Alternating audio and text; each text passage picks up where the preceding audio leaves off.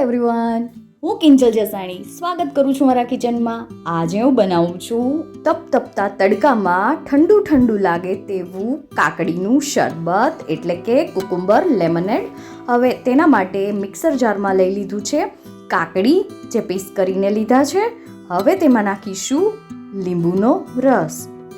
કાકડીમાં પાણી તો હોય જ અને ઉનાળામાં પાણીની જ જરૂર હોય. હવે તેમાં નાખીએ થોડી ખાંડ, સ્વાદ પ્રમાણે નાખીશું સંચળ પાવડર અથવા તો મીઠું પણ લઈ શકો છો. ત્યારબાદ નાખીશું થોડું ઠંડુ પાણી. હવે તેને ક્રશ કરી લઈએ. ક્રશ થઈ જાય એટલે તમે તેને ગાળીને પણ સર્વ કરી શકો છો કે આમ પણ સર્વ કરી શકો છો. હું તેને ગાળ્યા વગર જ સર્વ કરવાની છું.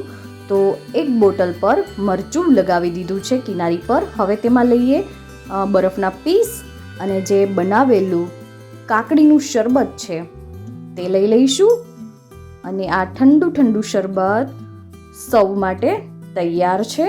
તો તમને મારી રેસીપી કેવી લાગી તે જરૂરથી જણાવજો. આવજો.